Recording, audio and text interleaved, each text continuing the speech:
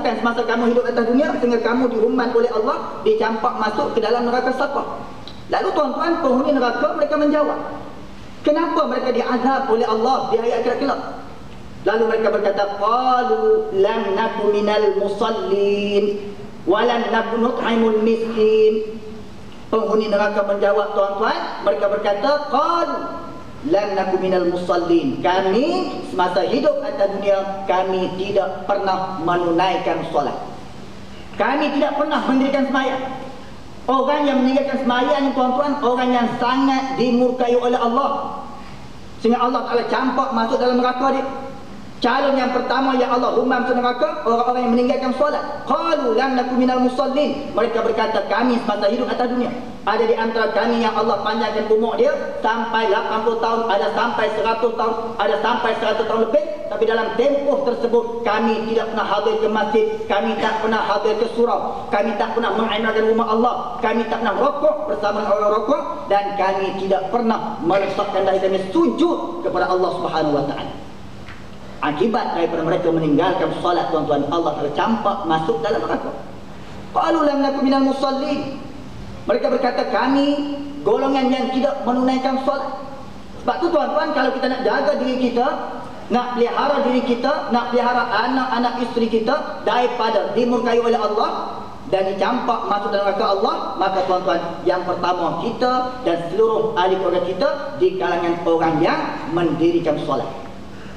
Tak semayang tuan-tuan, Allah marah. Sebab semayang ni satu kefarduan yang sangat berat, satu kewajipan yang sangat berat. Tak gugur solat, tak gugur kewajipan semayang selagi mana kita masih berakal. Dalam apa keadaan sekalipun tuan-tuan, dalam apa keadaan sekalipun, bermusafir tak gugur semayang. Kalau puasa bulan Ramadan, di antara syarat wajib puasa bermukim. Kalau dia bermusafir, harus dia buka puasa, dia boleh qada balik selepas daripada Ramadan. Tapi tuan-tuan semayang tak boleh. Saya pagi tadi dari Pulau Pinang mai ke sini, bermusafir 2 hari akan berada di sekitar Kuala Lumpur, kemudian balik semula ke Penang. Dalam perjalanan apa tuan-tuan, kalau masuk waktu semayang, kena semayang. Cuma di sana syarat ringan kan, syarat permudah kan. Boleh kita semayang qasar yang 4 rakaat buat 2, semayang tak kena semayang. Ataupun boleh kita himpunkan, disebut dengan semayang jamak, himpunkan, Zuhur buat dengan asar, Aisyah buat dengan maghrib, boleh. Dan jamak ada 2 tuan-tuan, di sana ada jamak takdim, di sana ada jamak takhir. Jamak takyah je tak ada tuan-tuan. Kita ramai yang pegang yang jamak takyah. Ada 2 je, jamak takdim, jamak takhir. Bermusafir pun wajib semayang, sakit pun tuan-tuan wajib semayang. Puasa kalau kita sakit, uzur, boleh buka puasa. Tapi semayang tuan-tuan, sakit sekalipun, tak mampu berdiri, syarat kata semayang duduk. Semayang duduk. Ada masjid yang kita pergi, ada surau tuan-tuan, disediakan kursi khas untuk orang yang tak boleh berdiri. Untuk orang yang nak semayang dalam keadaan duduk tuan-tuan, boleh duduk atas kursi, boleh duduk seumpama tahiyat awal, boleh duduk seumpama tahiyat akhir. Tak boleh berdiri, duduk. Nabi kita pun tuan-tuan, hari terakhir sebelum Nabi diwafatkan oleh Allah, hari Isnin 12 Rabiul Awal, masa subuh tu, bila Bilal melakukan azan tuan-tuan, Nabi keluar daripada rumah dia, masuk di masjid baginda, Masjid Nabawi. Walaupun Nabi tidak boleh mengimamkan sembahyang, tapi tuan-tuan Nabi sembahyang di belakang Sayyidina Abu Bakar. Abu Bakar jadi imam, Nabi sembahyang duduk saf yang pertama sebelah kanan, dalam keadaan Nabi duduk. Tak boleh diri, syarat kita sembahyang duduk. Tak ada apa-apa alasan, tak boleh.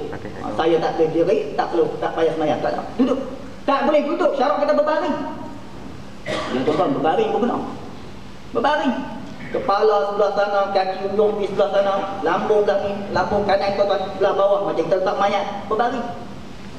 Tak boleh berbaring, terlentak, kepala belah belakang, punculkan kaki dia ke kiblat, angkat kepala, bagi nampak sikit, nampak kiblat, sembahyang kena. Cuma kalau berbaring ni tak payah mai ke surau lah, sembahyang berjemaah, mai di rumah. Kalau semua sembahyang berbaring, Tok Imam pun sakit, mai berbaring. Itu lena habis tuan. Semua bukan lena habis. Sembahyang di rumah lah. Tak ditaklifkan untuk berjamaah, tapi semayang tetap wajib. Sehingga berperang pun tuan-tuan, kita melawan musuh-musuh Allah, tengah bertempur dengan musuh pun, Nabi SAW ketika mana tengah berperang, Allah telah turunkan wahyu Allah, ayat mengajar kepada Nabi cara semayang, kaifiat semayang masa bertempur dengan musuh. Sampai tak ragu tuan-tuan. Maknanya tidak ada alasan kalau kita tidak bermusafir, tak sakit, tak berperang, tuan-tuan, tiba-tiba kita meninggalkan solat, Allah Ta'ala marah. Allah marah. Sebab semayang ni saya sebut suatu kewajipan yang sangat berat. Kefarduan yang lain turunnya wahyu Allah, memerintah. Tapi solat, Nabi dipanggil dalam peristiwa Isra wal Mi'raj, dibawa yang akhirnya bertemu dengan Allah, dan Allah fardukan adalah semayang kepada Nabi, kepada umat baginda. Berat tak berat, tuan-tuan? Tak orang yang meninggalkan sembahyang, maka Allah Ta'ala azab. Qalu lam nakum minal musallin. Mereka berkata, kami diazab, kami disiksa hari ini, teruk dalam neraka saqar akibat daripada kami tidak menunaikan sembahyang. Sebahagian ulama tafsir, ketika mana mentafsirkan ayat ini, tuan-tuan, sebahagian ulama tafsir kata orang tak sembahyang ni ada dua jenis, ada dua kategori.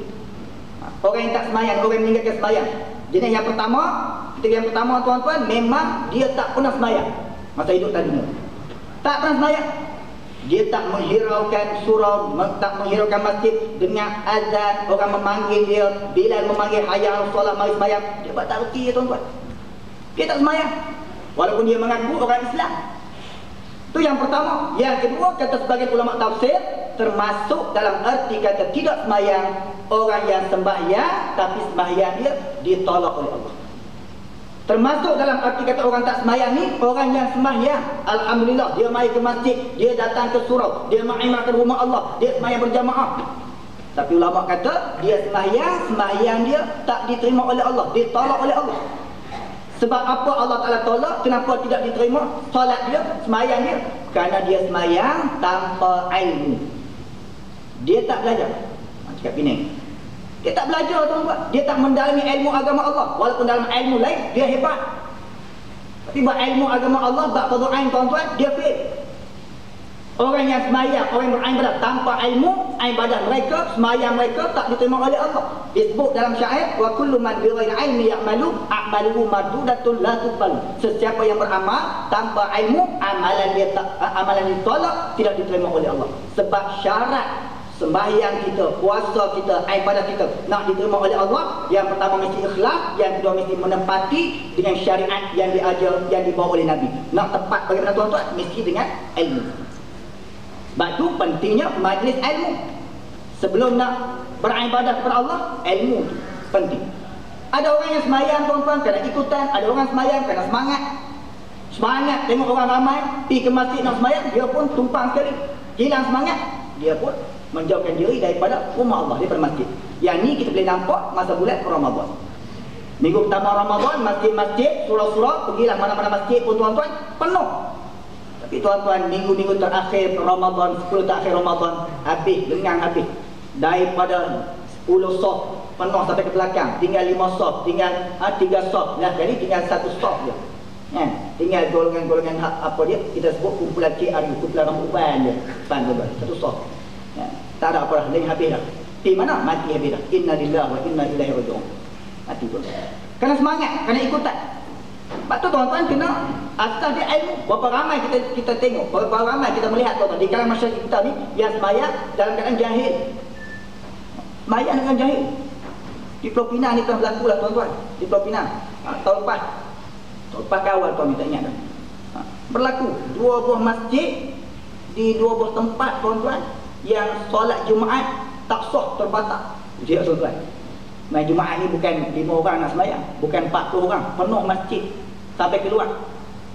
Tapi, tuan-tuan, ada kesilapan yang dibuat, tak diperbetulkan. Kerana mungkin semua tidak ada ilmu, tak tegur, tuan-tuan, menyebabkan tak sah Jumaat. Khatib yang naik menyampaikan khutbah atas mimbar, selepas habis khutbah yang pertama, tuan-tuan, terus berdiri, dia tak duduk, diri. Lepas selesai khutbah yang pertama, dia sambung khutbah yang kedua. Tentu orang yang berada di depan ni, makmum-makmum semua tengok, tuan-tuan. Wallahualam kalau semua berkat tidur, tuan-tuan. Sebab kadang-kadang hari Jumaat ni, tempat yang paling syok tidur ni, tuan-tuan, masa Tok Khatib atas mimbar. Lepas Tok Khatib, alhamdulillah, kita buat sekali, lena terus. Lena terus. Tu dia, tuan-tuan. Sampai tak sedang apa, kadang-kadang Tok Bilal pun ada nak selawat. Waktu apa, Tok Bilal nak selawat tu, dia pun lena juga. Habis Khatib khutbah yang pertama, fastaghfiru innahu wal ghafurur rahim, Tok Khatib duduk, makmum lain semua angkat tangan nak mengaminkan selawat dan doa. Senyap je. Mana tu Bilal? Jangan yang depan tu Bilal letih tu ada dia juga. Kawan sebelah tepuk paha tu Bilal, terbuka mata dia terkejut, dia ingat nak sembahyang dah, ambil mic tu berdiri. Allahu akbar, Allahu akbar. Kawan tepi kena tarik tubuh lagi. Duduk baru pertama. Tak tengok.